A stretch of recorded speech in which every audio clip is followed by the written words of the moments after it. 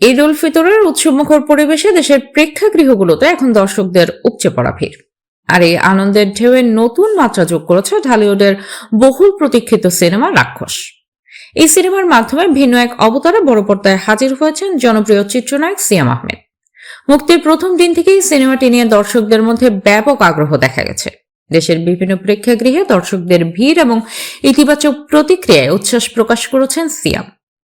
গণমাধ্যমে দেয়া এক সাক্ষাৎকারে নিজের অনুভূতি জানাতে গিয়ে তিনি বলেন, সিনেমা মূলত দর্শকদের জন্য তৈরি, তাদের ভালো লাগে এবং প্রতিক্রিয়াই শিল্পীদের সবচেয়ে বড় প্রাপ্তি। তিনি আরো জানান, রাক্ষস নিয়ে শুরু থেকেই তাদের আত্মবিশ্বাস ছিল এবং দর্শকরা সেটির সঙ্গে সংযোগ স্থাপন করতে পারছেন, এটাই সবচেয়ে বড় সাফল্য। সিয়াম বলেন, এটি শুধু একটি বাণিজ্যিক চলচ্চিত্র নয়, বরং বাংলাদেশের সিনেমায় নতুন মানদণ্ড স্থাপনের একটি প্রচেষ্টা। তার ভাষায়, এতদিন সিনেমাটি তাদের নিজেদের মধ্যে ছিল, কিন্তু এখন এটি দর্শকদের হয়ে গেছে। প্রথম দিন কোনো রিভিউ ছাড়াই দর্শকদের হলে এসে সিনেমাটি দেখার বিষয়টিকে বিশেষভাবে উল্লেখ করে তিনি কৃতজ্ঞতা প্রকাশ করেন। তিনি আশা প্রকাশ করেন, দর্শকদের এই আস্থা ভবিষ্যতেও তাদের আরও ভালো কাজ উপহার দিতে অনুপ্রাণিত করবে।